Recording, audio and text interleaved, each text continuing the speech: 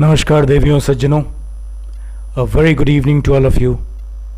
आप सभी का पुनः हार्दिक अभिनंदन करता हूँ, इस्तकबाल करता हूँ आप ही के अपने चैनल असिडोस आशीष में। आज फिर से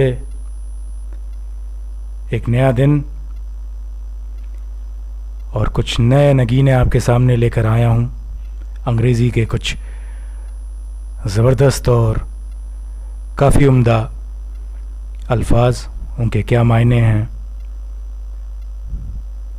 क्या पार्ट ऑफ स्पीच है, कैसे उनको सेंटेंसेस में हम यूज़ करेंगे, आज इस पे हम चर्चा करेंगे। आज का पहला लफ्ज़ वो है कर्मजनली। कर्मजनली, इनंसिएशन देखिए, स्पेलिंग देखिए, कर्मजनली। एडजेक्टिव है, विशेषण, specially of an old person, जो बुजुर्ग हैं प्राय उनके लिए इस्तेमाल होता है। बैड टेम्पर्ड एंड नेगेटिव, जो बहुत ही अवस्था उनकी ज़्यादा हो गई है और वो क्यों ऐसे हो जाते हैं, आइए एक सेंटेंस देखते हैं। His solitary life and dearth of affection and attention made him curmudgeonly in his twilight years। देखिएगा, solitary एकाकी जीवन जो था, उस एकाकी जीवन की वजह से solitary life and dearth of affection and attention, एक तो तवज्जो भी नहीं थी, अफेक्शन नहीं था, कोई केयर नहीं थी, उसकी कमी की वजह से that solitary life made him curmudgeonly यानी bad tempered and negative in his twilight years, यानी आखिरी वक्त में, ट्वाइलाइट ईयर्स, जीवन की संध्या में, सांझ में, he was solitary, there was no attention, there was no affection, जिस वजह से अपने ट्वाइलाइट ईयर्स में he was curmudgeonly, he was bad tempered and negative। जिंदगी में खालीपन, काम ना होना, फारिग बैठे रहना, कुछ भी सोचते रहना, तो उस वजह से एक नेगेटिविटी, पेसिमिस्टिक एटीट्यूड वो डेवलप हो जाना,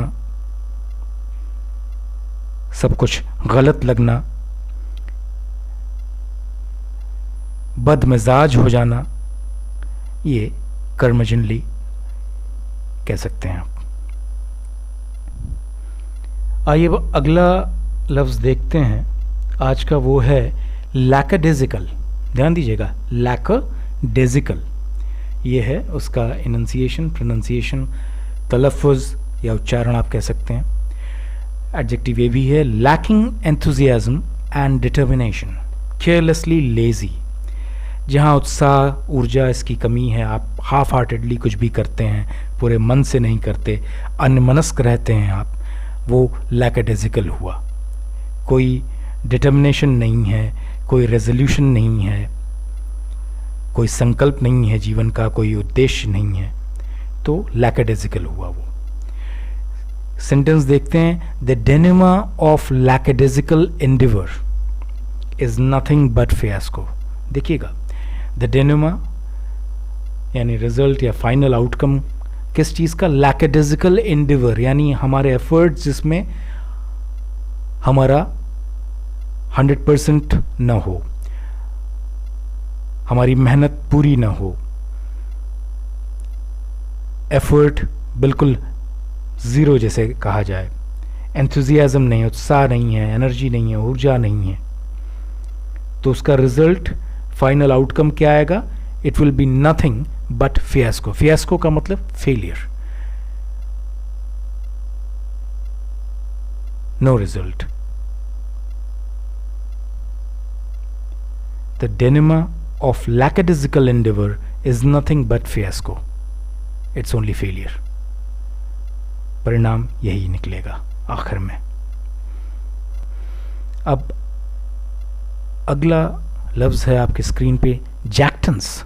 नाउन है ये, हमने दो एडजेक्टिव देखे, अब ये नाउन है जैक्टेंस। इसका एक वेरिएंट और है जैक्टेंसी, भी आप इस्तेमाल कर सकते हैं। जैक्टेंस, जैक्टेंसी, प्लूरल जैक्टेंसेस या जैक्टेंसीज। क्या हुआ ये? मतलब वेनग्लोरियस बोस्टिंग, ब्रैगिंग। जो हिंदी का एक बड़ा अच्छा शब्द है आत्मश्लाघा। आत्मश्लाघा का मतलब अपनी ही प्रशंसा करते रहना, अपने उपलब्धियों का गुणगान करना स्वतः से, कोई करे या ना करे हम करेंगे खुद से, आत्मश्लाघा। तो जो आत्मश्लाघा से पीड़ित है वही जैक्टेंस हुआ है। आत्मश्लाघा, जैक्टेंस या वेन ग्लोरियस बोस्टिंग आप कह सकते हैं। When you are tooting your own horn, you are blowing your own trumpet. कोई नहीं कह रहा, मैं खुद ही अपनी प्रशंसा कर रहा हूँ, ये हुआ jactance, vainglorious boasting. When you are a braggart, when you are bragging, that is vain glorious boasting और jactance। सेंटेंस देखते हैं। Nothing but his jactance was responsible for his deterioration। ध्यान दीजिएगा, nothing but his jactance was responsible for his deterioration। उसके downfall, उसके failure, उसके decline में, उसके पतन में क्या कारण था? मात्र एक, यही उसका जैक्टेंस। उसकी आत्मश्लाघा ने उसको पतनोन्मुख कर दिया। तो जैक्टेंस के संदर्भ में आपने ये देखा। तो आज ये 3 नगीने बेशकीमती आपके सामने मैंने रखे। आज के लिए इजाज़त चाहूँगा। Thank you so much for your time.